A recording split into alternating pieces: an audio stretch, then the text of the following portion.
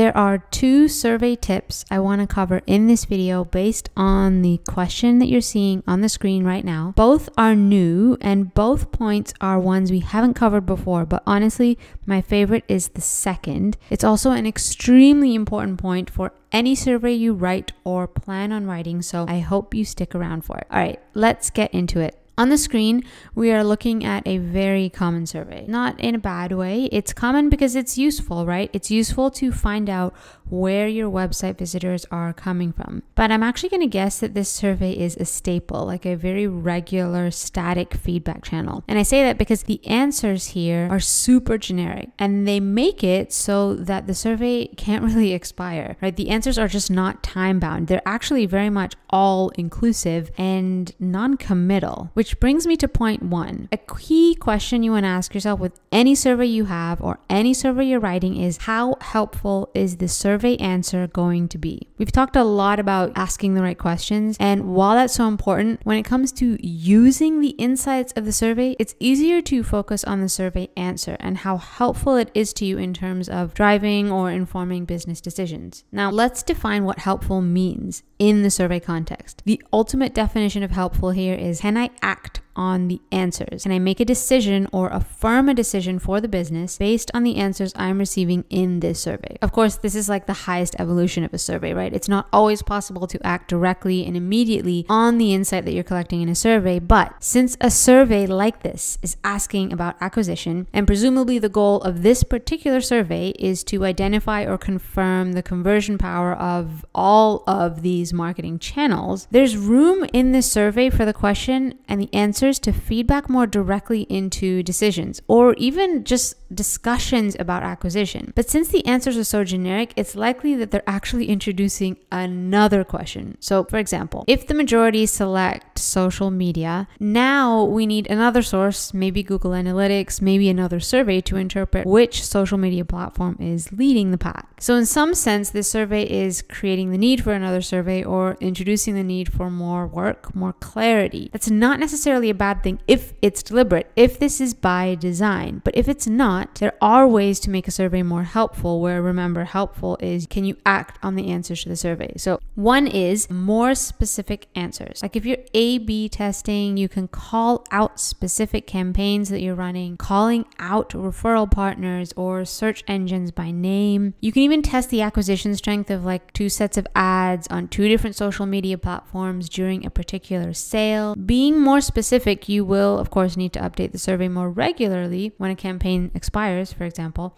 But that's actually a good thing. It means you are using the data, and it means that the data had a real business purpose, which is the way that it should be. You don't want surveys tied to passive insight, because we can get kind of caught in the fact that we're collecting data and then we assume that just because we're collecting it, we know and understand our customers. But collecting qualitative data, having qualitative data, understanding the qualitative experience of your customer, it's not the same as actively using that data to drive or inform internal business decisions. Point number 2, this is my favorite, and it's about the burden of likability, which I know seems unrelated to surveys, but stay with me. Okay, so this survey showed up as a pop-up. It's a 1-question survey, so pretty harmless as a pop-up, but I'm sure there are people who actually X'd out because it popped up and interrupted their experience. But the burden of likability here is, don't be afraid to ask specific questions, even though specific questions are more work. Look at this question, right? It's fairly easy for me to answer. I don't have to think much. The difference between a podcast and social media is so blatant that answering is pretty mindless for me. The moment that I introduce more specific answers, which again, I do recommend, I'm now introducing some level of friction. So let's say I want to compare acquisition of Facebook to Twitter, or 2 ads that I'm A/B testing on Facebook. Now I run the risk of making the user read more, and maybe they don't recognize one of the Facebook campaigns that I mentioned because they didn't see it. It wasn't part of their funnel. And that can feel risky.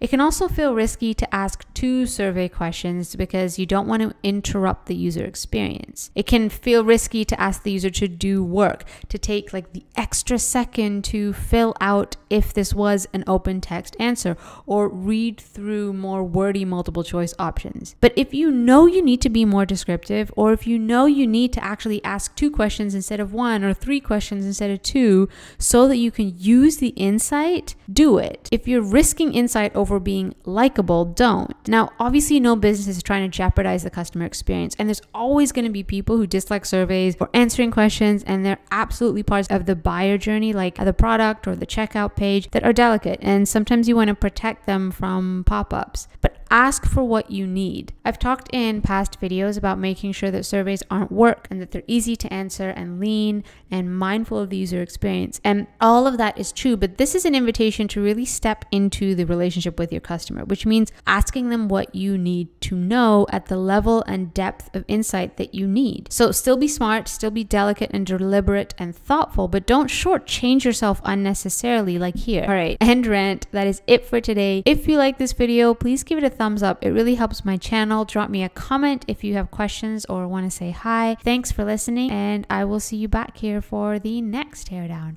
Bye.